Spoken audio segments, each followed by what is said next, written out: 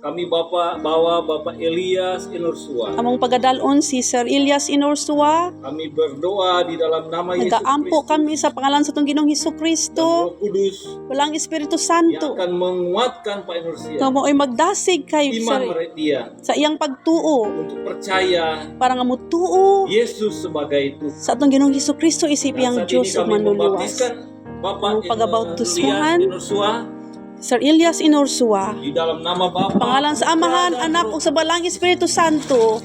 Amin. Haleluya, Bapa, amen. Sa imong atubangan, Amahan, dan di hadapan saksi-saksi yaitu jemaat, ug sa atubangan sa imong kami Pamilya. bawa Bapak Among Silvero ginadala.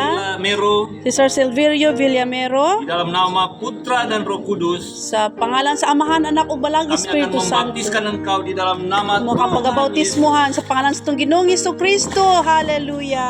Amin. Panginoon, maraming salamat po sa buhay po ng aming kapatid nandirito at natagpuan ang aming Panginoong Kristo at tinanggap siya na bilang tagapagligtas at Panginoon sa kanyang buhay.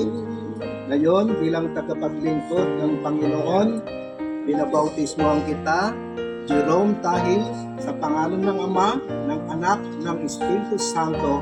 Amen. Hallelujah. Congratulations, Jerome.